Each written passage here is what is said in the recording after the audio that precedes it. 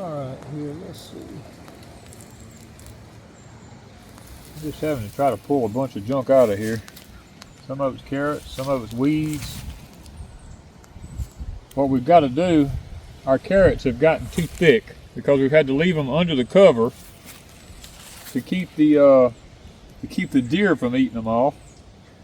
And now they've grown up so tall that they're starting to lay over because this kind of gets mashed over. So what we've done, we went to Tractor Supply this morning to get some other stuff. We picked up some electric fence rods here. We're going to push them in the ground a little bit deeper, and we're going to take these hoops off here and we're going to stick them up on top of here and take the row cover and we're going to put over the top of it and make it a lot higher so that we don't have to worry about the carrots getting mashed down. And at the same time, we got to come in here, we got to thin the carrots out because they're way too thick. And plus there's some weeds coming up in them from being up under that cloth there.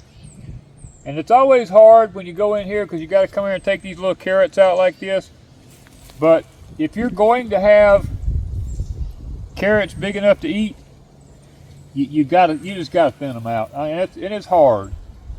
It really is hard to come in here and pull that stuff out. Now what we'll do is we'll take this stuff and we'll put it in a 5-gallon bucket, and I'll take it up to the chicken pen and I'll throw a lot of it into the chickens, and then I'll throw some of it in to the rabbits.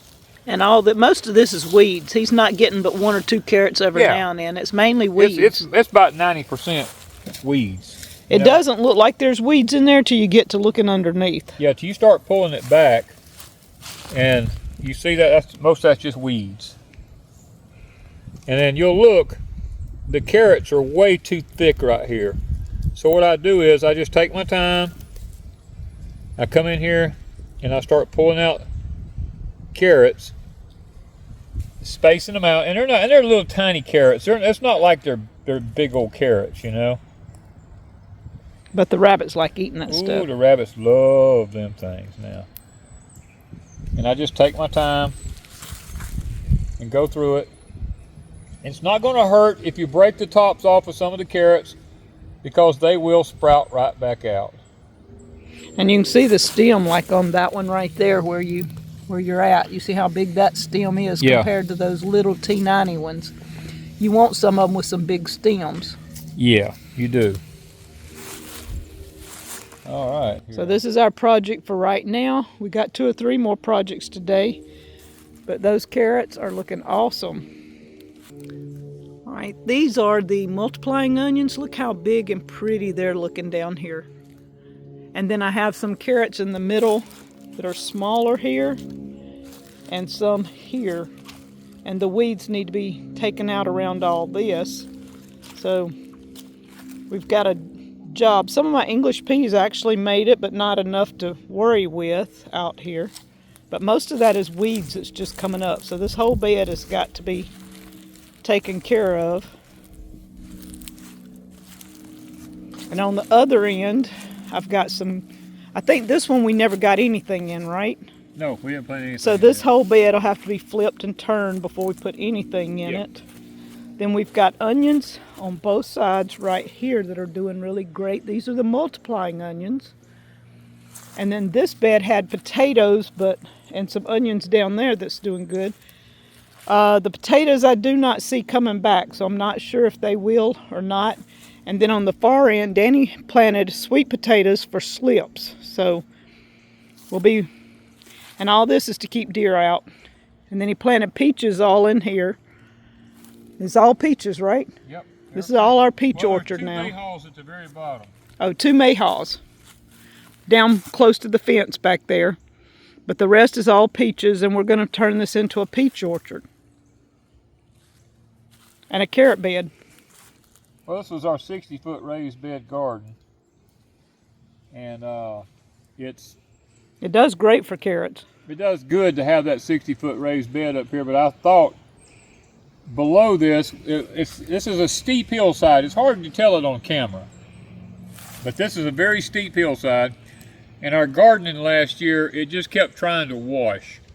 So I decided, you know what, let's just let it grow back over grass, turn it into a peach orchard, keep the 60-foot raised bed up here because it blocks a lot of the water coming down through here, and I think we'll do better. Oh, that shows you just how. Come on, fuss at me a little bit. Get y'all something in here to eat. Y'all like them carrots? All them baby carrots. Y'all just eat and eat and eat. Look at that. I'm coming. You don't ever have to worry about them jumping out. They don't ever try. No, they're good rabbits. They're good rabbits. They really are.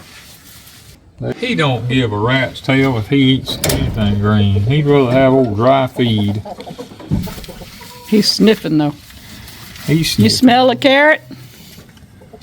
He'll eat and nibble around a little bit, you know, like this. I put that in there for him. He'll nibble on that. But he won't eat when you're looking at him. He'll wait. Has he got water? He's got a little bit. I'll give him some there. He's gonna need some more water. Yeah, he'll turn his back. See how he turns his back on you? He'll wait till you're not looking, and then he'll eat when you ain't here. Hey, chicks. They are waiting on you. Come on, chicks. Them roosters are two pretty roosters. I got 1, 2, 3, 4, 5, 6. I got 6. I got a hen missing. She's probably inside there somewhere. Let's hope she's laying an egg. There she comes. She quit laying eggs. She said, food.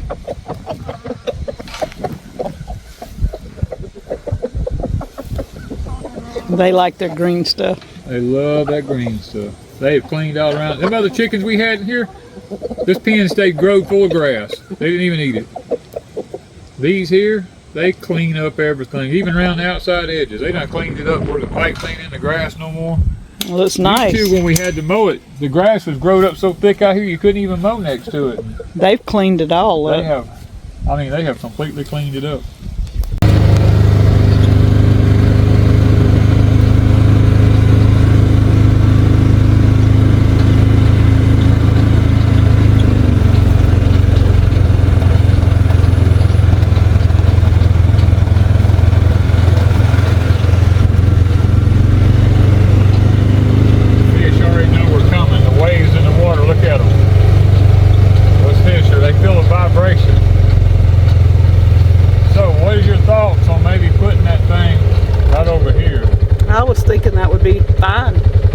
Got to be able to back down and bush hog, you know. Look at them catfish stirring that water up. They know Danny usually feeds them, and it's not here, but they come to the noise. Come to that noise. All right, so we have a willow tree here. That's just a regular willow. Now we have a weeping willow. I think I'm gonna plant it out here, so I've got room to drive on that side and to bush hog and keep the pond clean. I'm gonna put it out in the field a little further, because we don't really cut hay this far out. I think here, time it grows up and roots and everything. And this stays wet because all the water's coming. This is a spring head under these grounds. That's hills. Yeah, if I get down to the ground, that is not flat. That is straight up. It's a 3-gallon pot. Isn't that a beautiful tree? It says shade and we're putting it out in the sun. No, it means it's a shade tree. Oh, is that what it means? Well. It's a shade tree. Okay. It creates a shade. Yes. That's what we need here. Yes. But I mean, look how pretty. I mean, and how tall. What is it, about 8, 9 foot tall? 10? I can reach 8, so it goes 9 or 10 feet. Probably, you gotta take a foot off for the pot, so. Well, yeah. But a nice tree.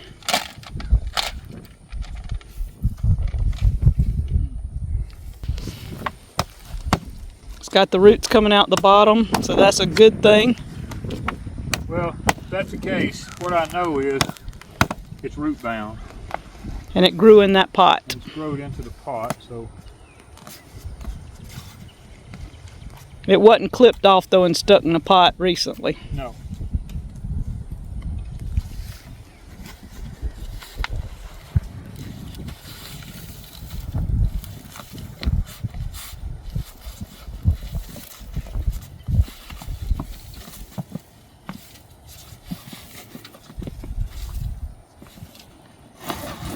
Yes. It has definitely needed some soil, didn't it?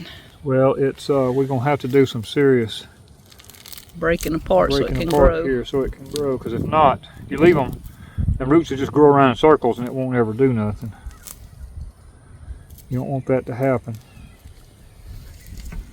You don't want to break your roots loose. You just want to relieve them of the circle. Yeah, because a lot of them will, even if it means breaking some of them, you know what I mean? You see the little new roots, they'll make new roots. This one here is definitely root bound. See, that one there was already trying to grow back around in a circle.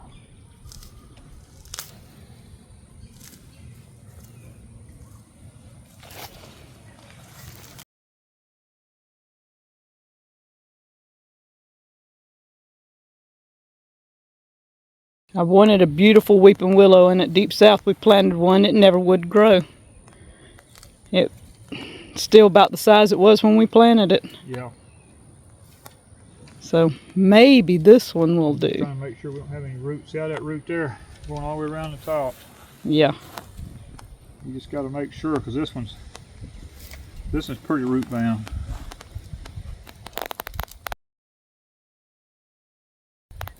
That's the last thing you want, because a lot of people plant these trees and they wonder why they don't do nothing. The roots just grow around and around and around. Yeah. All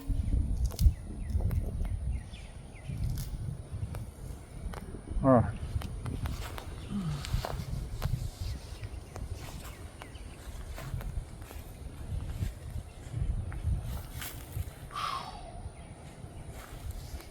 This dirt just as warm. That's unusual.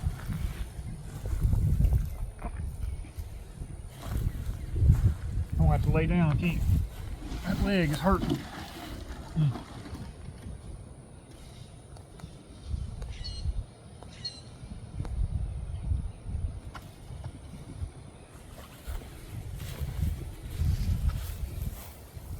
Have to bring some water back.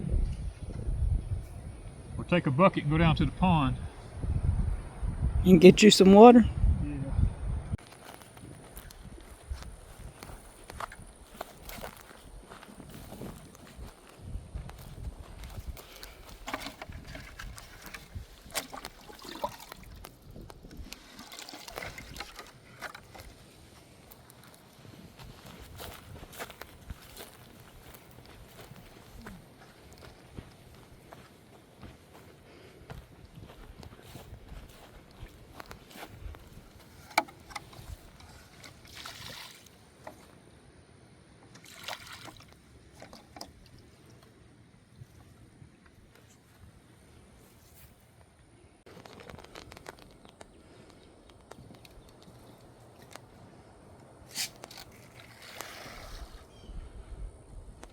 It'll take them a little bit with that wind blowing.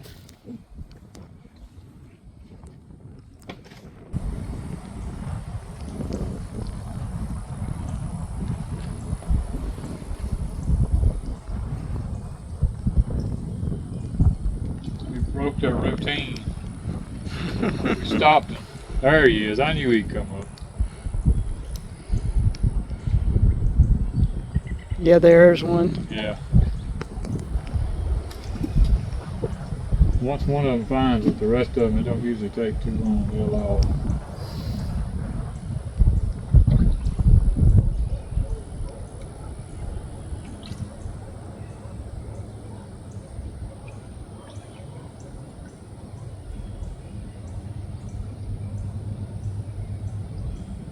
They're starting to pop up now. See those big ones? I'm trying to see them.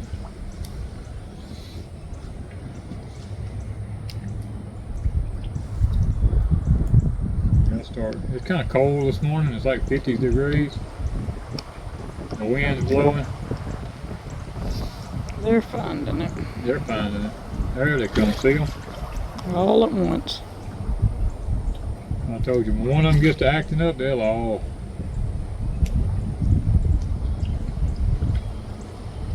Camera may not show it, but they're all out there.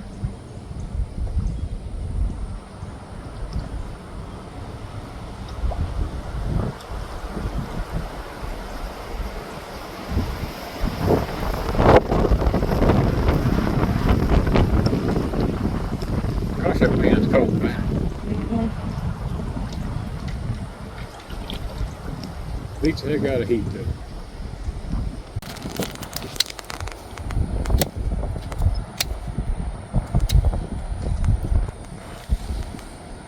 Take these, we'll stick them in the edge of the water down there at the pond and the dirt. Just stick them down in the mud. You're gonna try and root me some more? It's possible that I'll take this one right because it's got down. Hand me those. We're gonna try all of them. Stick them in there. Now all the rest of them's going up. Yeah. So now 1 weeping willow and possibly 6 or 8 more. All right, we're putting tree number 2 out from the well house. This one is a dogwood. It's called a Chinese dogwood. It doesn't have the red streak in it that the wild dogwoods around here has. But we don't have a wild dogwood, do we? No, blight has come through and it's about wiped out all the wild dogwoods. That's why we don't have any around anymore, hardly.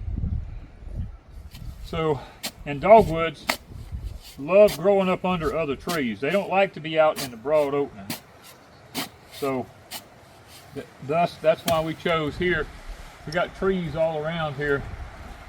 They like to be kind of semi-shaded, and or at least the wild ones do. Now this is Chinese. Who knows? You know, I'm just going off of what they become invasive. I mean, who knows? But you know, we're going to give it a shot to put up under the other trees here by the well house. It's got a beautiful flower turn on them. At my other place at Deepsouth, originally when I bought that place, there was dogwoods all over it, and they would just bloom so white in the spring, but the blight came through and wiped them all out. Wiped out the sassafras trees, the dogwood trees, the chinkapins, which is a southern chestnut, if you want to call it that. It kind of wiped all that stuff out, and it's just gone now, so we don't really have it anymore. So now, if you plant anything down here in the south, it's got to be a Chinese chestnut or a Chinese dogwood. I mean, they went back and, I guess, modified these trees in some kind of way to where they're disease resistant. So we're going to give this one a try to get it down here. If I can get down here. See if we can, now this is the one I think I pulled up out of the pot, yeah. Look at the root system. Yeah, I'm gonna put this dirt right here has a lot of fertilizer in it. A time released, I see it in it. So I'm gonna put it down in the bottom of this hole. And I'm gonna kind of mix it in with the dirt a little bit so that it has something to feed off of for a while. Yeah. And this one, it really looks nice. It looks good, but like the other ones, you know, we want to make sure that the roots are not running in circles. Because when they start running in circles, that's where you get in trouble. A lot of people don't realize that about roots. They go, oh, you're hurting the roots. Well, yeah, I'm breaking up some of them, but I'm also trying to get them where they're growing straight out. I like my trees, like my garden plants, I like for them to go grocery shopping. See now, see the difference that looks now? See how the roots are all hairy sticking out of it? Those roots can spread rather than sit there and run around in circles. And you don't want to plant it no deeper than what the ground level is here. So we're going to take and and we're right here by the well house so we can water it. We don't have to worry about it. I like to take my fingers and kind of work that soil down in there around it. The ground here is not hard and packy or anything like that. It's really a good mellow soil, because I can take my fingers and just crumble it up. It's not hard and packed.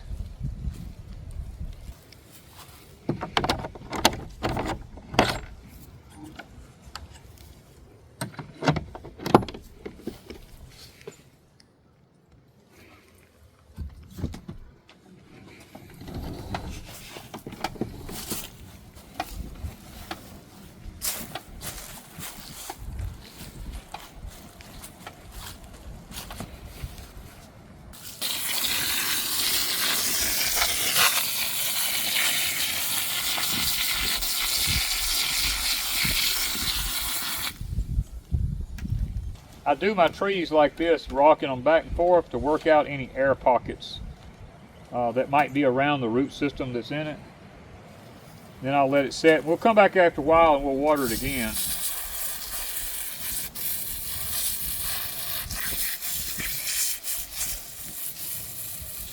Water's cold at 50-something degrees, you know that? Okay guys, when we cleared the property here at Pecan Grove, this particular section in here, this was so thick, it was just like a jungle in here. When Ms. Wanda picked this particular spot out where she wanted to be at, I came in and pushed everything around all the trees in here and left the pecans, left the pines, left the Spanish oaks and stuff like that. I'm one of these type that I owned a timber company because I love the woods and I love being around timber. I love trees. I hate actually destroying land and cutting down trees. I like to beautify land with trees. So my dream for us here at Pecan Grove was not only to have pecan trees in the landscape, but to have like this the live oak here. We call them Spanish oaks here on the coast, like all the moss grows in. We have one of those here. We have the pines all in here, and then we have now this way is all the pecans. This is all pecans. All that in here is pecans.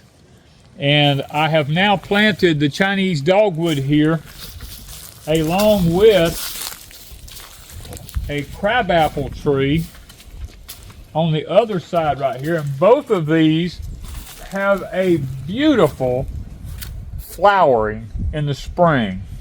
And then, you know, we have the loquats on out past it out here. We have a persimmon tree, a Japanese persimmon right there. Ginkgo biloba. There's a ginkgo biloba. Ginkgo biloba. I'll try to get it right in a minute. There is, on the other side of the loquats, is a whole row of mulberries out there. And, you know, behind the well house here is a white seedless grapes growing through there. What's over on that side? Over there, no, we have that tall one. Azaleas. We have another mulberry out yonder. Way out yonder, we have blueberries planted in a big area with a bronze muscadine arbor going through the center of them. Beyond that is a fruit orchard in the field out yonder. Guys, it's I'm just one of these kind of people that believes in permaculture. I believe in I don't like grass, okay? Let me put it that way. I'm not a big fan of grass in the yard. I would rather have leaves and pine straw and stuff like that with patches of grass, all right? Like around the well house here, have patches of grass that we cut. And then in the fall, when all the pine straw and the leaves and all that falls, you have this feeling that you're back in nature, you're at one with nature. And then when the spring comes and everything starts flowering, then you look out and you see the reds and the purples and the blooms of all of the different color flowers everywhere. This is the dream life I'm trying to create for Miss Wanda. This was her Valentine's presents, was these trees and stuff. And getting the Vego beds, the rose bushes, the flowers for the Vego beds, all that was kind of like, you know, was her Valentine's. I hate that the cold weather has to come in here right when it does because it really screws up everything. But you know what? We have to have the cold to break these trees from their dormancy so that they can produce and produce like they're supposed to.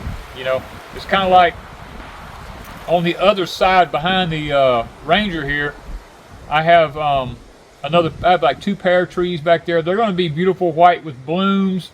I have the American hazelnuts. I have 2 of them planted right out here. You know, at some point they're going to grow up and be beautiful. We have Vego beds everywhere. I mean, I'm trying to recreate nature in my own way so that we have trees that bear food, trees that bear nuts. We have trees that are beautiful to look at, trees that provide shade in the extreme heat. We can come outside What most people don't realize about shade is if you have one big giant tree and it's creating shade and it's sun all around it, the breeze that blows under that tree, it's never cool under that tree like it should be, because there's too much hot air around it for that amount of cool air underneath that tree. When you have lots of trees like this, that the sun just peeks into the ground in spots, when the breeze blows under them, it has time to cool the breeze off as it goes underneath the trees, and you can actually sit underneath them and you can feel the coolness in the heat of the day rather than burning up, you know, because you only have one or two shade trees. So that's another reason for me doing things the way I do, is it helps to cool the atmosphere off around the homestead here. So we're off now. Plant one more pear tree, and I think we'll pretty much have the trees for today planted.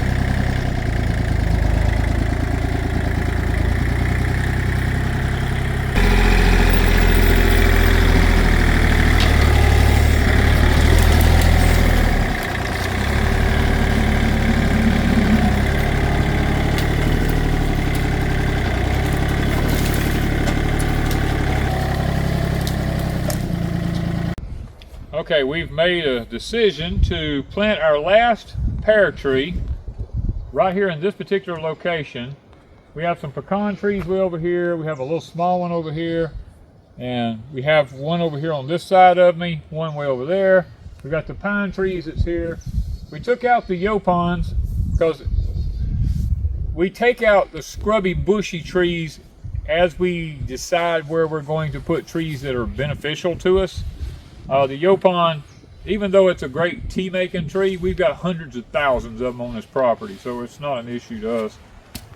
And so we've decided right here next to the prepper shack and the walk-in cooler and stuff like that would be a really good location for the pear tree, because I don't think we'll have any problems with animals right here at this location messing with the pears.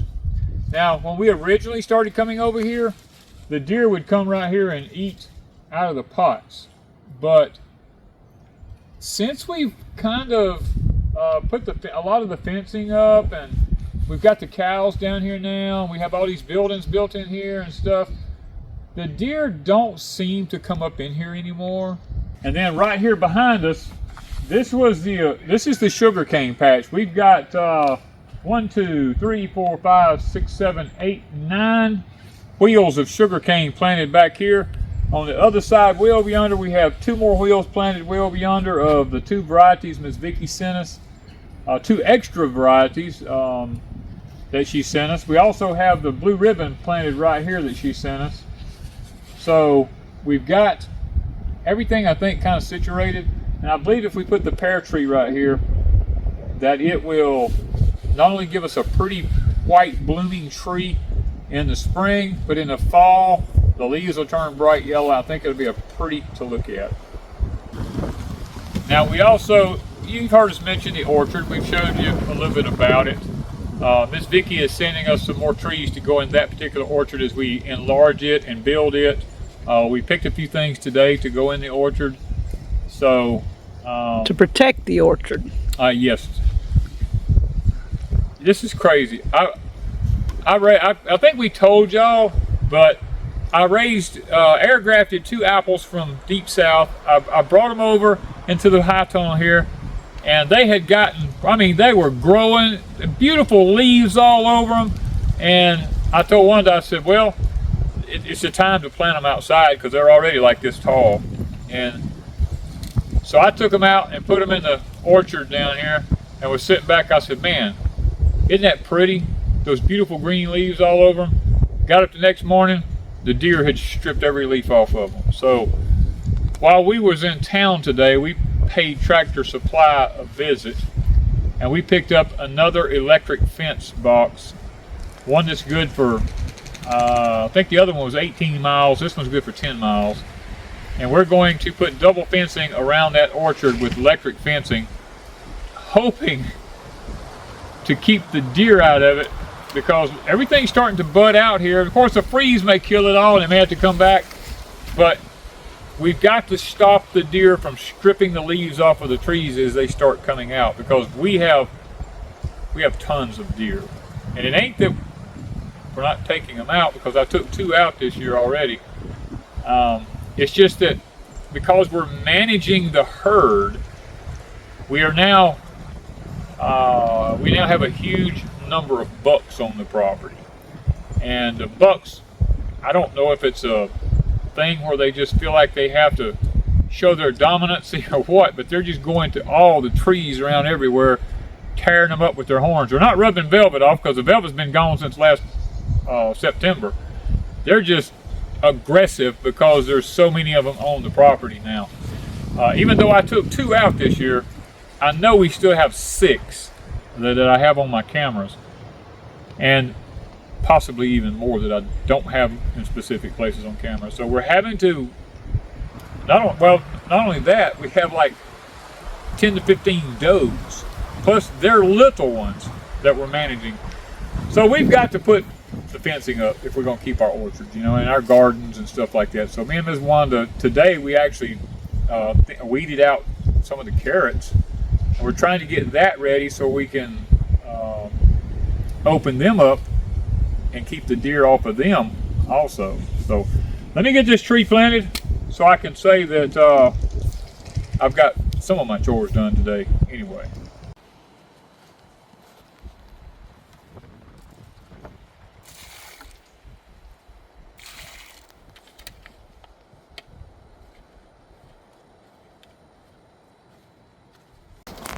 Well, upon further investigating,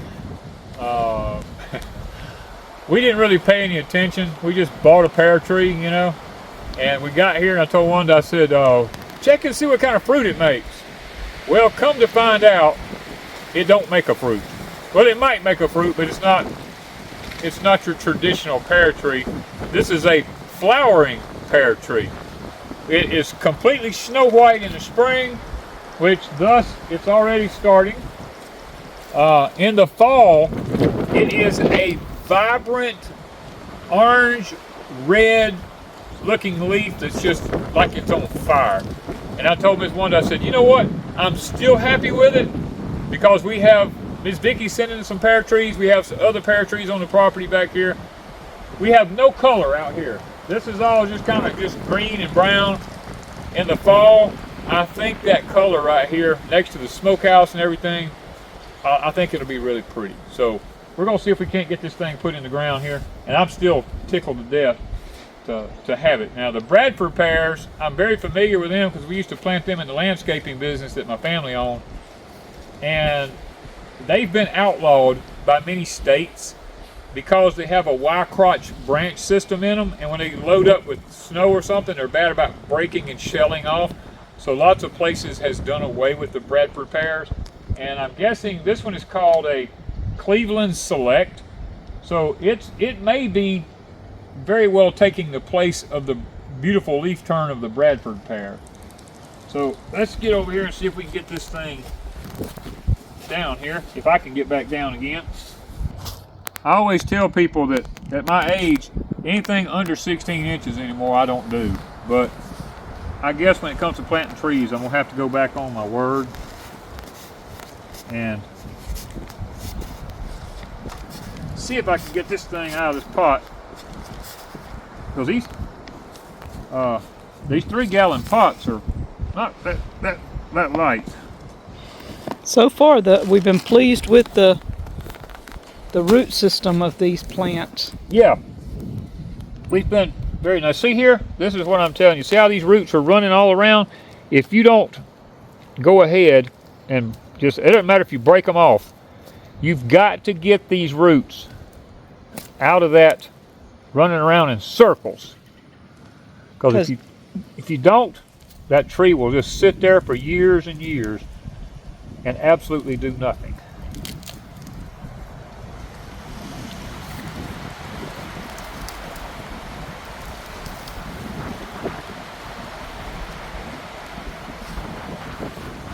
Got some new stuff starting right here. That's a good sign. See that root from the bottom is growing back up to the top here. Because there it is. Because they put fertilizer on the tops of these, that time release fertilizer, and those roots are going to go to wherever that fertilizer is at. So. And you put some in the bottom of the hole, so. Yeah. Get some dirt packed in around this here. Now this is some good soil right here. This tree should do really good here. Really dark soil. Good dark soil. We'll water it in here good and make sure. And then we have these beautiful white blooms already. Yeah. That's probably going to get killed in a day or two. It probably will. But they'll come back out. They'll come back, yeah. Come on, tick, tick, tick, tick, tick. Tick, tick, tick, tick, tick. Come on, tick, tick, tick, tick. Come on, tick, tick, tick, tick. They done cleaned up what we brought this morning. Oh yeah, they are. It don't take them long. That's where all them dark yellow yolks come from.